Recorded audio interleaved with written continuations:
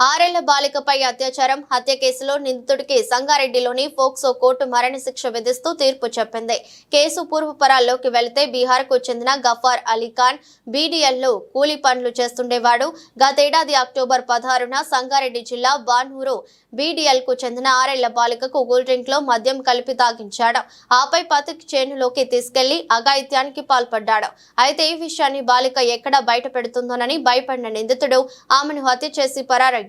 Case నమోదు చేసుకున్న పోలీసులు నిందితుడు గఫార్ అలీ ఖాన్ ను అరెస్ట్ చేసి జైలుకు పంపారు. తాజాగా జరిగిన కేసు విచారణలో నిందితుడిని దోషిగా నిర్ధారించిన న్యాయస్థానం అతడికి మరణశిక్ష విధించింది. అలాగే బాధిత కుటుంబానికి 10 లక్షల నష్టపరిహారం ఇవ్వాలని న్యాయాధికారి జయంతి ప్రభుత్వాన్ని ఆదేశిస్తూ తీర్పు వెలువరించారు. కేవలం 11 నెలల్లోనే ఈ కేసులో శిక్ష పడటం గమనార్హం. సంగారెడ్డి జిల్లాలో 27 సంవత్సరాల తర్వాత తొలిసారిగా ఒక పోక్సో కేసులో మరణశిక్ష విధించడం జరిగింది. సో ఈ కేసుకు సంబంధించి వివరాలు తెలపడానికి ఈ ప్రెస్ మీట్ పెట్టడం జరిగింది. దీనిలో మనకి లాస్ట్ ఇయర్ బీడీఎల్ బాలనూర్ పోలీస్ స్టేషన్లో క్రైమ్ నెంబర్ 238/23 అక్టోబర్ నెలలో ఒక 6 సంవత్సరాల చిన్నారిపై ఒక 61 సంవత్సరాల గఫార్ ఖాన్ అనే అతను అత్యాచారం చేసి నిర్దాక్షిణ్యంగా చంపడం జరిగింది.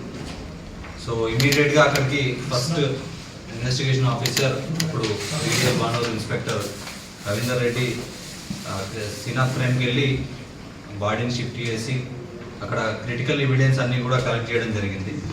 సో ఆ ఎవిడెన్స్ అన్నింటినీ కూడా కలెక్ట్ చేసి ముఖ్యంగా ఈ victim family migrant labours, so వాళ్ళకి చాలా వరకు నాలెడ్జ్ లేకున్నా కూడా గైడ్ చేసి వాళ్ళ స్టేట్మెంట్స్ రికార్డ్ చేసి టెక్నికల్ ఎవిడెన్స్ అంతా కలెక్ట్ చేసి సీసీటీవీ ఎవిడెన్స్ ఫుటేజ్ అంతా పరిశీలించి అందులో గఫార్ ఖాన్ అనే అతన్ని అక్యూజ్డ్గా ఐడెంటిఫై చేయడం జరిగింది.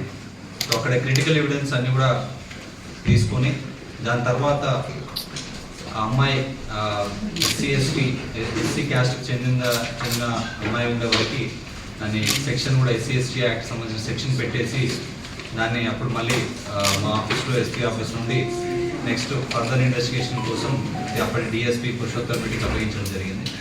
సో ఈ కేసులో అన్ని సాంకేతిక ఆధారాలు మరియు సర్కమ్స్టాన్షియల్ ఎవిడెన్స్ అక్కడ పరిస్థితుల దగ్గర ఉన్న ఎవిడెన్స్ అన్నీ కూడా తీసుకొని ఛార్జ్ షీట్ వేయడం జరిగింది. సో ఇది ఒక rarest of the rare case, ఒక హీనియస్ అఫెన్స్ కాబట్టి ఇది హైకోర్టుకి స్పెషల్గా ఒక ఫాస్ట్ ట్రాక్ కోర్టు ఇమీడియట్గా జస్టిస్ రావడానికి ఒక ఫాస్ట్ ట్రాక్ కోర్టు ఏర్పాటు చేయడానికి జిల్లా SP ఆఫీస్ నుండి ఒకటి రిక్వెస్ట్ హైకోర్టు పంపడం జరిగింది. హైకోర్టు కూడా ఇమీడియట్గా ఒక స్పెషల్ ఫాస్ట్ ట్రాక్ కోర్టును ఏర్పాటు చేయడం జరిగింది సంగారెడ్డి జిల్లాలో.